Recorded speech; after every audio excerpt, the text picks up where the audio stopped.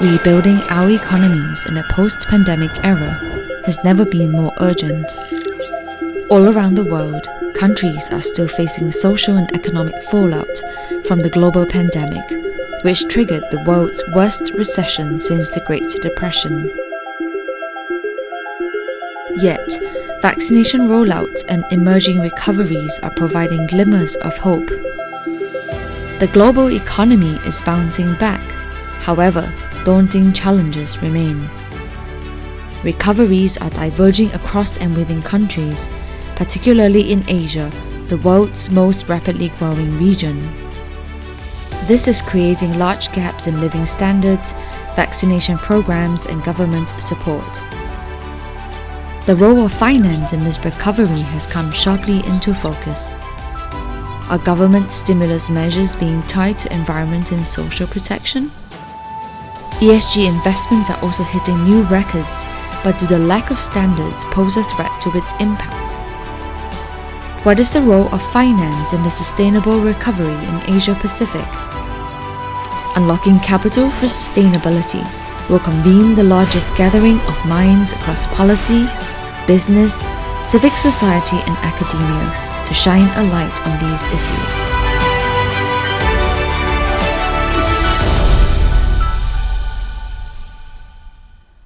I hope all of you enjoyed that video, which sets us up nicely for the day of discussion. And now allow me to introduce EcoBusiness's founder and managing director, Ms. Jessica Chiam, on stage for the welcome remarks.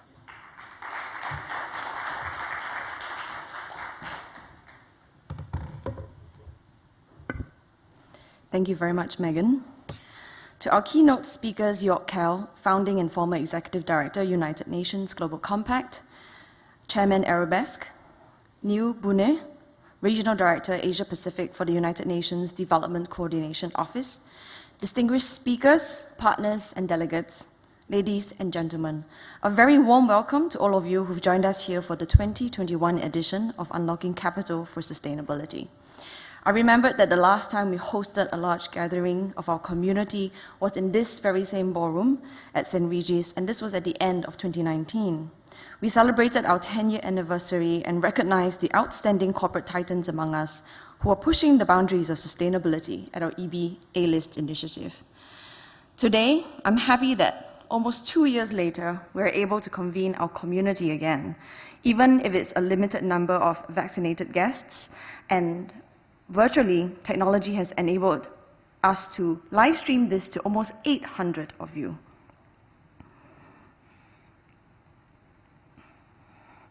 The world as we know it has drastically changed, and in the past 2 years, we've heard a growing chorus of stakeholders call for a post-pandemic sustainable recovery. But what does that actually mean? According to a recent report in March by the Asian Development Bank, a green recovery is critical in the region to reduce the risk of future pandemics, mitigate and adapt to the impact of climate change, to create jobs and to create competitiveness, and also to meet the Sustainable Development Goals. But while several countries have implemented some policies to support a green recovery, it is clearly insufficient. A new report from DMV just last month warned that even if all electricity today was green, the world will still fall a long way short of achieving net zero by 2050. It says that COVID-19 recovery packages have largely focused on protecting rather than transforming existing industries, meaning that the chance to accelerate decarbonization has been squandered. But even as we see ever more depressing headlines in the region about the state of our ecosystems and the lacking speed of our transformation, I think it is also important to acknowledge the positive signs. According to the latest statistics by Bloomberg Intelligence, ESG assets are on track to exceed $50 trillion by 2025, representing more than a third of the projected $140 trillion in total global assets under management. I joke with my team that every man and his dog wants to go into ESG investing now. But jokes aside, I think that it's great that it has moved from the fringes into the mainstream. But there are some key challenges ahead. Greenwashing is one of the major obstacles, as we've seen in recent headlines of financial institutions being investigated for overinflating their ESG claims. And the other is the lack of a global, consistent standard for which the industry to align itself to. The good news is that the pace of change is accelerating, and these issues are being tackled by the entire spectrum of society, from governments to businesses, financiers to investors. The ADB report also highlights the opportunities that are emerging in this sustainable recovery, especially in agriculture, oceans, urban and transport systems, circular economy practices, and clean energy. This has the potential to create 30 million new jobs in Southeast Asia alone. Implementing a green recovery will require mainstreaming environmental and social resilience in policy making and identifying sources of finance for green growth. In this respect, I'm excited to listen to a wide range of speakers today who will delve into wide-ranging issues from how to scale sustainable finance to the role of digital transformation, fintech, the future of ESG investing, to the role of public and private partnerships. Today, I also wanted to deliver another piece of good news. Ecobusiness and its partners, including Go4 SDGs, are very excited to be officially launching at this event a new global sustainability innovation platform that connects startups, corporates, governments, and investors working on the SDGs. And so I'm pleased to unveil to you the SDG Co. If you look at the slides, you see a preview. You can find it at thesdg.co. The community is free to join and is for everyone. It draws inspiration from the global goals adopted by the United Nations member states in 2015 as a universal call to action and to end poverty, protect people, and the planet. The call in our name represents our common humanity and collaboration. The genesis of this platform was when we realized that while sustainability efforts are growing across the world, there is a need to consolidate efforts and to strengthen the global sustainability innovation ecosystem. This tech-driven platform will be at the heart of this ecosystem and will match the world's capital looking for viable sustainability solutions and to help them scale. I'll take you on a quick journey through this new initiative. How it works is that you can create a profile, you can choose whether to be an individual or an organization, and there are specific features catered for both. After you create the profile, you select which SDGs that you're interested in or that you're working on, and after you log in, you can browse profiles, organizations, and contacts that are matched to you. Our technology-driven platform will track how many connections are made, and in future editions also offer impact tracking capabilities for startups and enterprises. We are very proud to have our founding ecosystem partners, Go4 SDGs, the Livability Challenge, Temasek Foundation, the Innovation and Sustainability Alliance, EB Impact, funded here, Tembusu Partners, and the Climate Action SG Alliance, and we welcome more to join us. We have also adopted the ICSA Manifesto and encourage all enterprises to adopt the 6 principles that we believe will be the guiding north for all entrepreneurs focused on the twin objectives of financial success and measurable impact. You can find out more about the manifesto on the website. And here is a snapshot of what you'll be able to do on this platform: connect with investors to raise funding, invest your capital, partner with other organizations in your industry, hire talent, mentor or advise, or look for M&A opportunities. In the future, we will be introducing a feature to launch innovation challenges where startups all over the world can solve curated problem statements, and it will also feature events, resources, and tools to provide a constant stream of relevant and curated workshops, webinars, and relevant thought leadership across the 17 SDGs.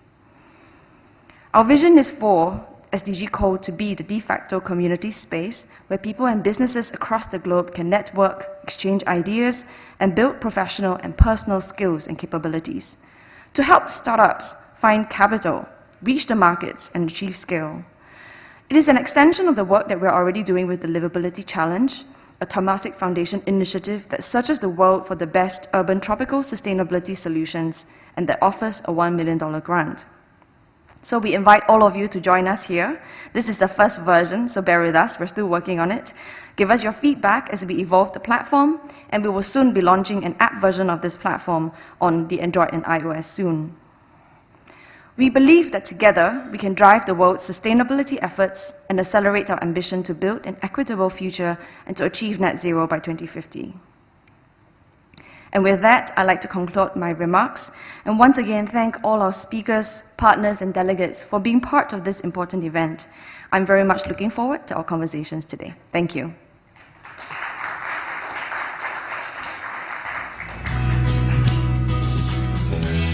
Thank you, Jessica, for unveiling this exciting initiative.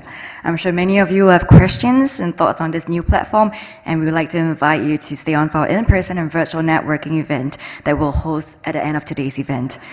Now, I'm pleased to have with us from New York, York Kell, founding and former executive director of the United Nations Global Compact, chairman of Arabesque, and advisory board member of EcoBusiness, to give this year's welcome keynote. York, thank you for joining us at this hour from New York. Over to you. Thank you very much. Greetings to Singapore from New York and all the participants from all over the world. Thank you, Jessica, for inviting me. And my salute to EcoBusiness and the United Nations Environmental Programme for organizing this very, very timely event. Jessica asked me to reflect on the context, the bigger context, also from a global perspective, on the importance of the work that is unfolding in Singapore and in the region. And this is not an easy job because I usually wake up in the morning quite optimistic, but then in the late afternoon, I tend to become more pessimistic, and it's pretty late now in the evening. So bear with me. Obviously, I think we all share the view that it's 1 minute to noon, it's high noon time, and we have to accelerate, we have to expedite, we have to double down our efforts on the sustainability agenda, on the SDGs. We know that we are not on the right track. We know that we are likely to miss the Paris Agreement goals. We know that we are likely not to achieve the SDGs as set out by the United Nations if we continue with business as usual. And with this backdrop, we continue with our unsustainable practices, dumping tens of billions of emissions into our atmosphere. Also, we know it will cause global warming. We still subsidize fossil fuels in a magnitude of $5 trillion per year globally, according to the IMF, whereas investment in renewable energy is only a fraction, roughly 350 billion. So with this backdrop, I think the urgency that has now also been revealed by the pandemic, our vulnerability, our dependence on a healthy natural environment makes this undertaking truly, truly urgent, very urgent. I also like to point out that the decisions, the actions we are taking today will define our destiny in a very grave manner. Basically, we have 3 choices ahead as a humanity. One is, unfortunately, this hothouse Earth scenario. Already there's climate crisis in many parts of the world, but if we continue with practices as usual, with certainty, it will unfold on a much larger scale all over the world. We have to avoid hothouse Earth at any cost. The second option is obviously that we make efforts, marginal efforts, we continue, but we will end up in a situation where all of a sudden major disruptions will force governments to take ad hoc radical actions. We will end up in a so-called ban economies, where governments just will disrupt certain activities in response to popular pressure. This, again, will cause major disruptions, destroy wealth, cause poverty, and so forth. The third option, the preferred one, is obviously a managed transition, one that is guided by science, one that enables our solutions, one that makes full use of the potential we have at our disposal. At the political level, it is also true that currently the state of play is not very favorable. Paris was possible because the US and China collaborated. Today, we face a strategic rivalry, and some people even talk of a new Cold War. We need to come back to collaboration. We need to cultivate partnerships, and we need to relearn international cooperation on global public goods, because in the absence of cooperation, no country alone will be able to make it. I very much hope that we will soon discover, hopefully not the hard way, that this is the only way forward. and nation states will understand that giving a hand to each other and teaming up in the common cause is the only way forward.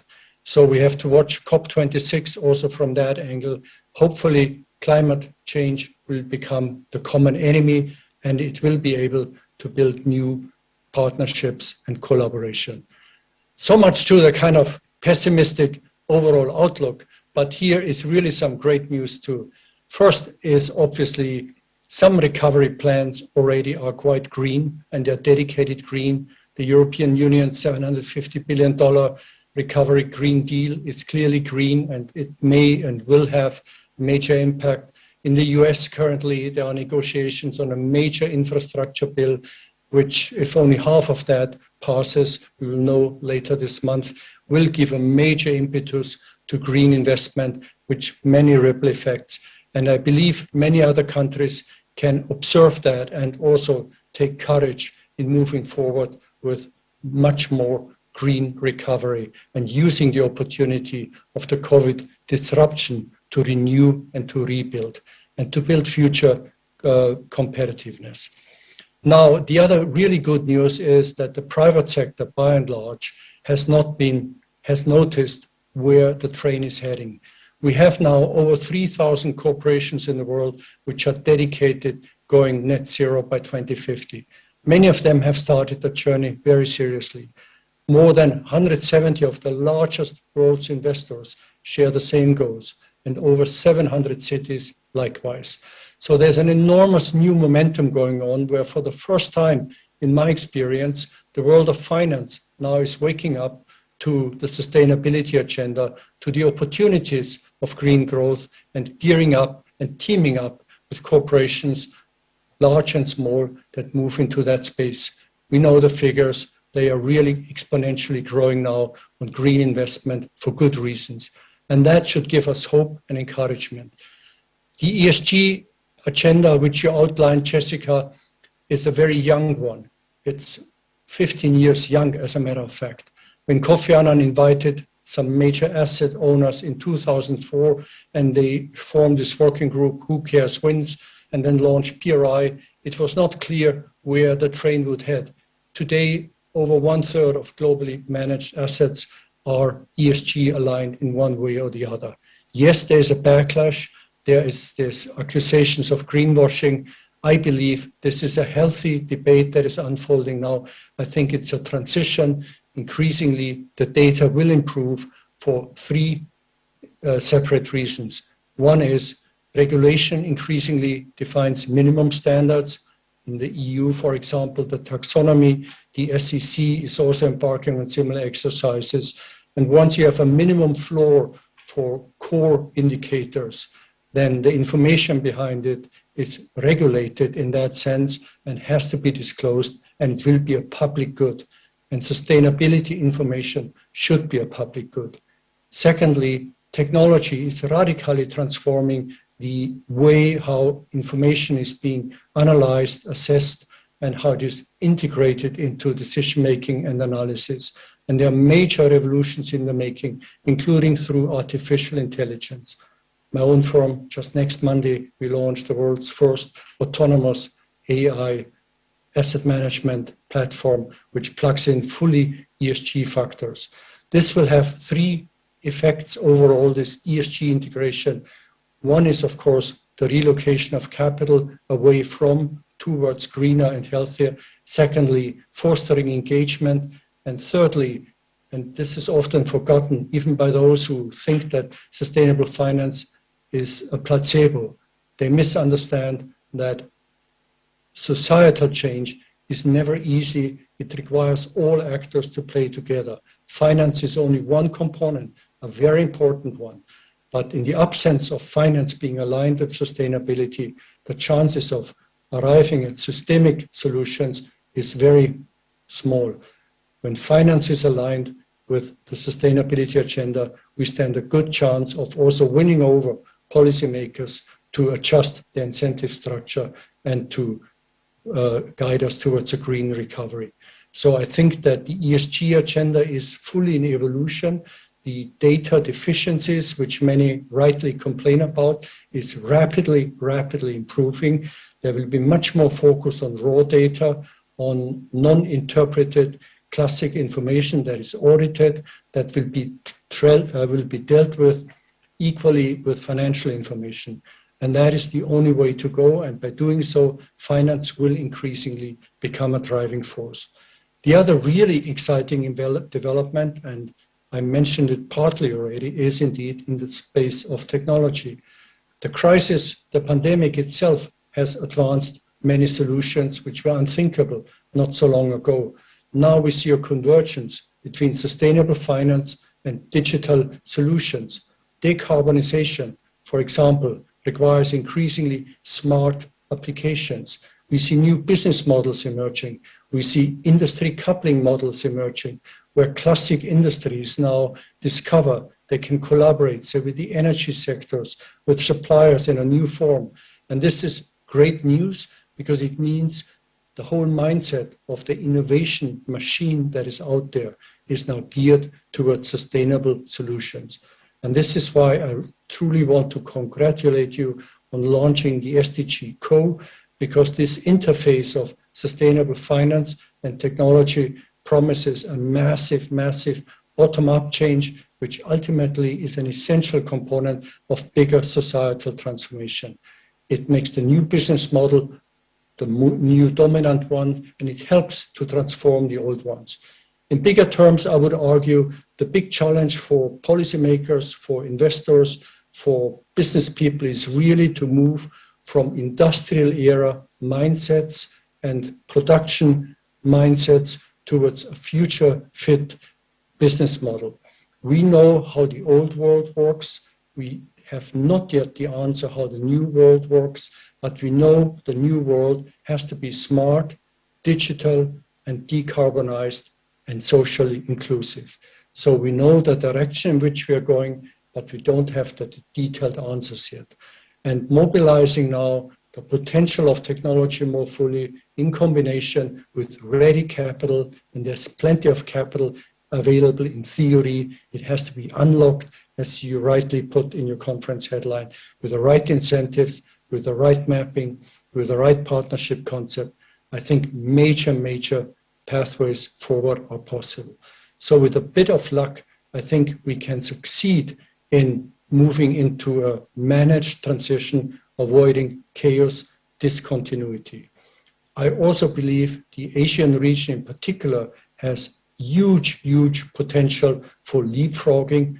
You're very lucky in two respects. First, you're less burdened by the old structures that often are the rigid blockage for modernization. And secondly, you have a lot of talented young people who want to work with optimism in the future. And people are always the biggest asset in this. And so I'm quite confident that with your approach, with your catalyzing support, major steps forward can be made. I try to stay optimistic, to be honest. I try, but we also have to be realistic, and we have to also clearly ring the alarm bells as we go off track. And so far, we are going off track.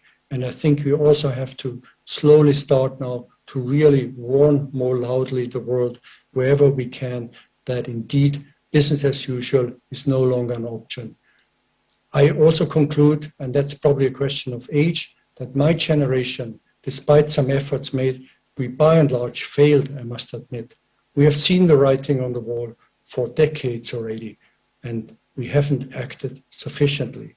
So whatever we have left in our lives, I think it's our duty now to do our utmost to change direction, to accelerate sustainable development, use the SDGs as a benchmark for the direction of the journey, and make things happen now. We have no time to lose. I wish you every success for this conference, and I applaud your great efforts. My salute to SDG Co. Thank you.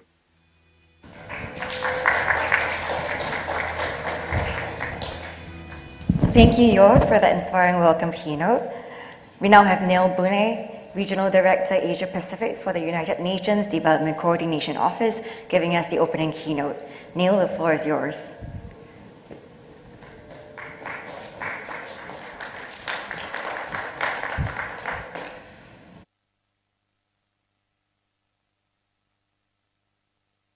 Beautiful hotel. I remember running down there the last time I was in Singapore on my way to the Botanical Garden and thinking that this is maybe the way we want societies to be. Tanglin Road, modern, very human, but still very, very green.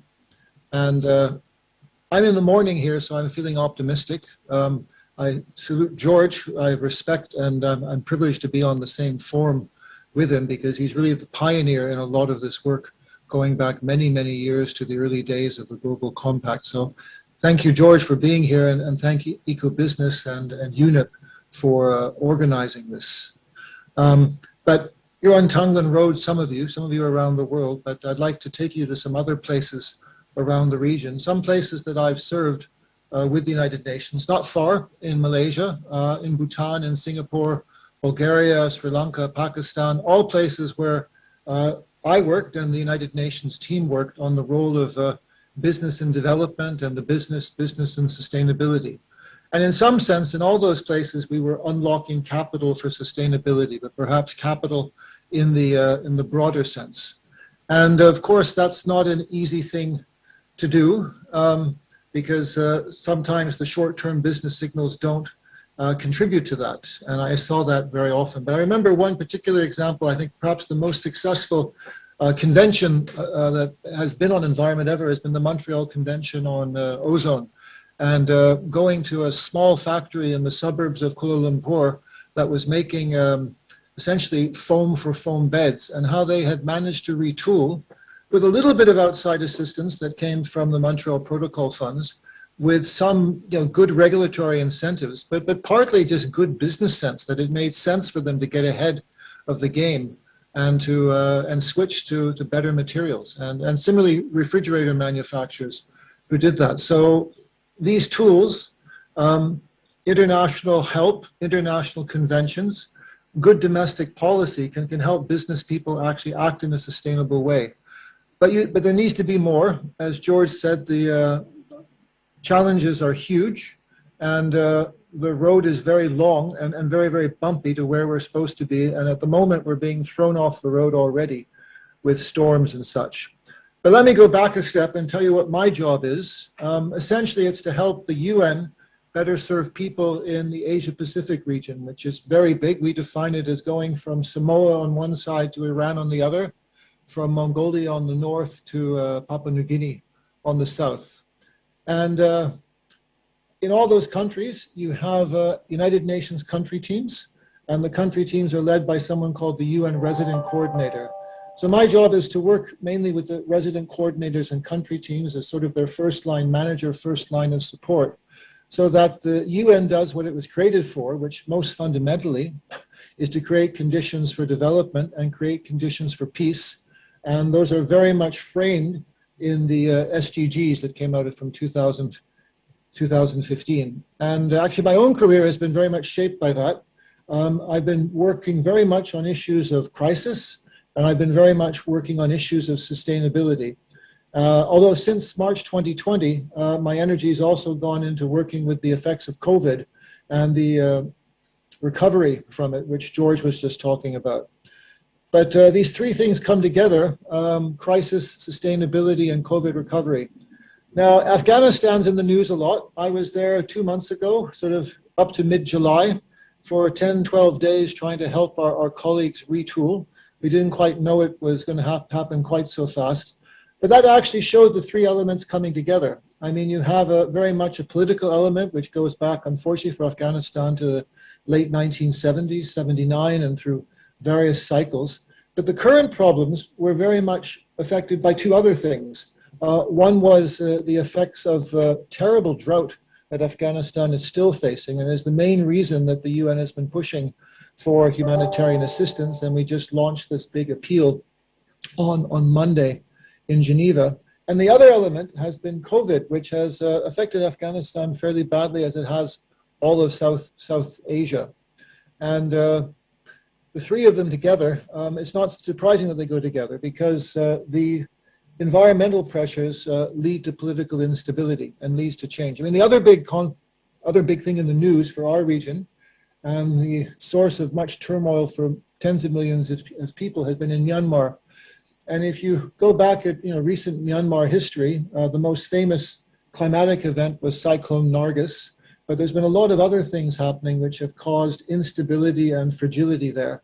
And that all mixes into the political turmoil that leads to the current situations.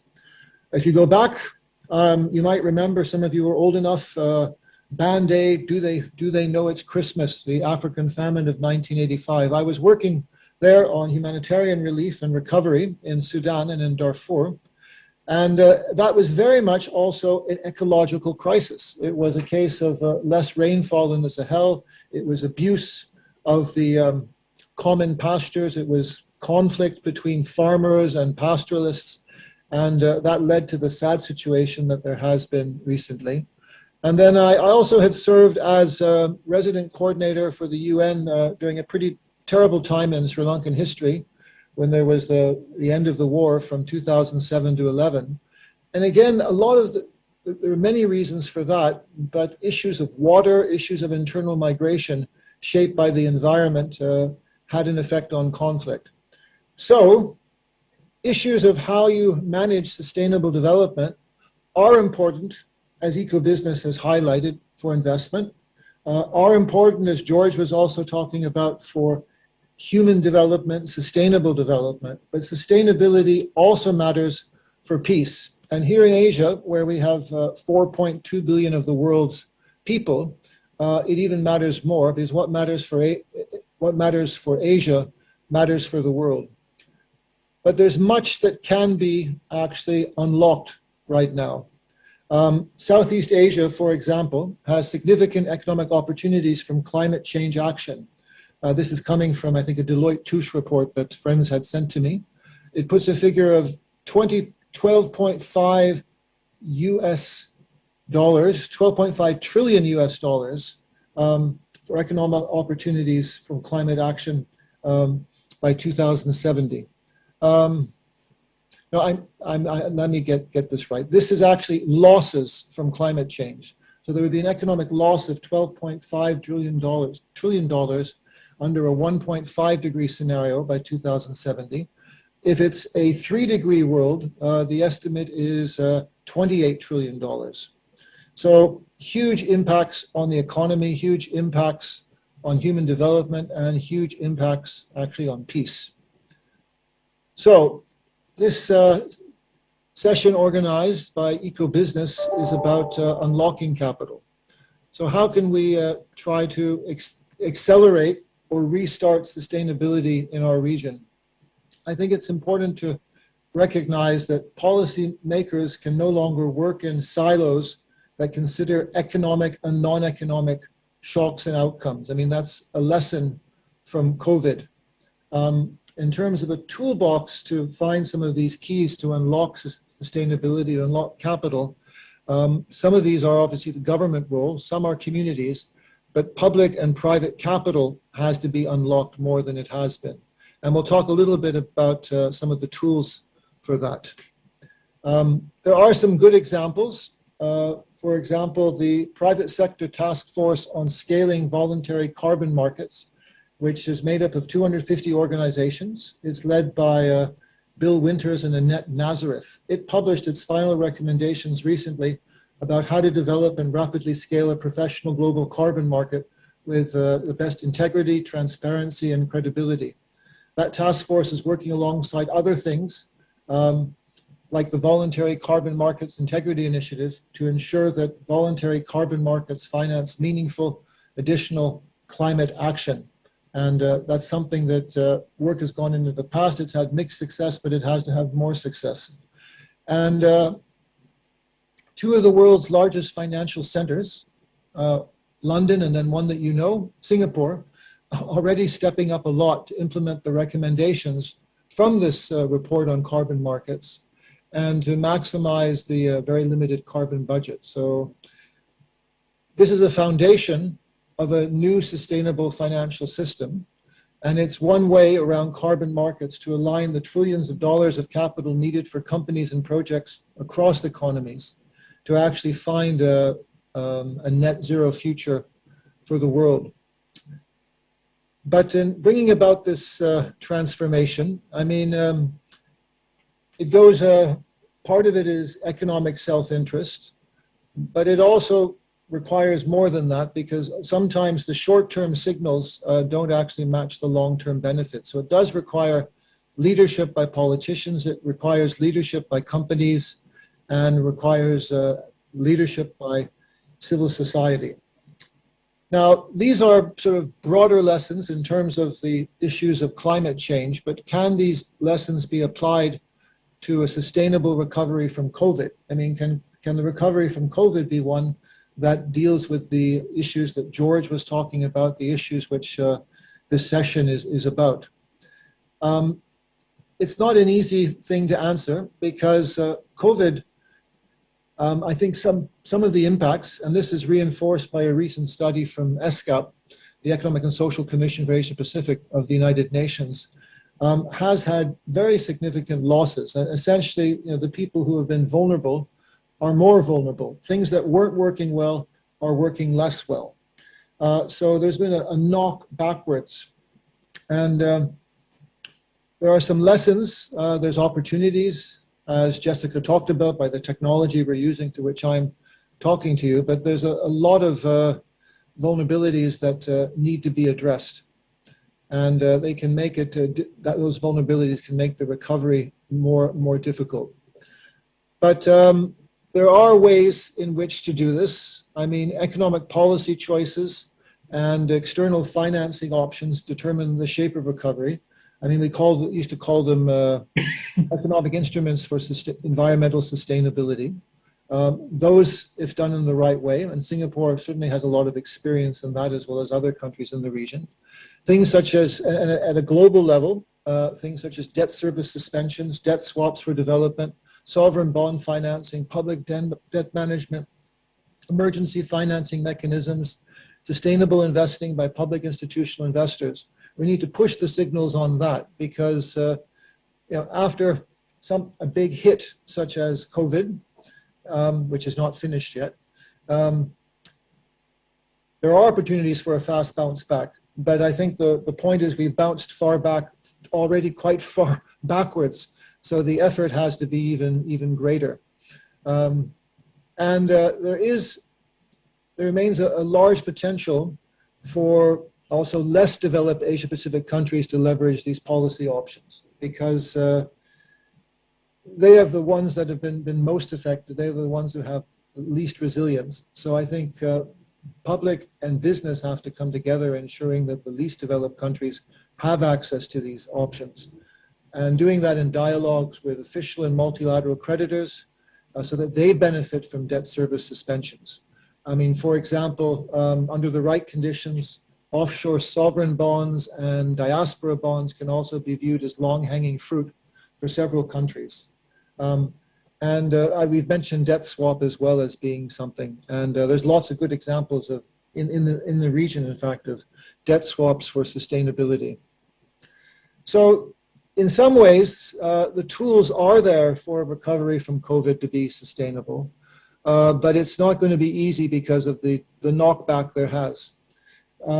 Now, the United Nations can be a partner and is a partner already in much of this work. I think the issue is how we can be more of a partner and more positive than we are. We certainly have strengths in terms of being global. We have strengths in terms of having a tremendous amount of knowledge. We have weaknesses too, because it's 192, 193 member states with different political interests. We have weaknesses in that we are divided so many ways amongst ourselves that it's sometimes hard to get that synergy. But globally, certainly on climate change, there is a push. Regionally, we have a strong team here in Bangkok. We've tried to put together issues-based coalitions that focus on issues of climate change and climate change mitigation, or climate adaptation, climate change mitigation and climate change adaptation. And then we have some opportunities at the country level, and that's my specialty, if there is any, is to try to get the regional team to work together. But the main specialty is the country level, because I've served as a UN resident coordinator in 5 different countries over the last 37 years that I've worked with the UN. And it could be that this SDG Co that was just unveiled could be a tool that could be used by country teams and in partnership with business and government. And we have to find out more about that, because country teams do work on issues of financing sustainable development. There's a whole international financing framework that's applied locally. They do work on breaking barriers to sustainable approaches and a whole range of policy.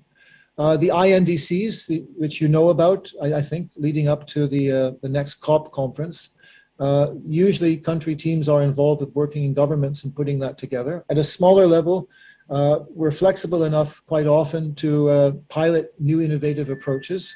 In fact, the problem is sometimes we pilot too much and we don't get them scaled up, but I think there's opportunities to scale up.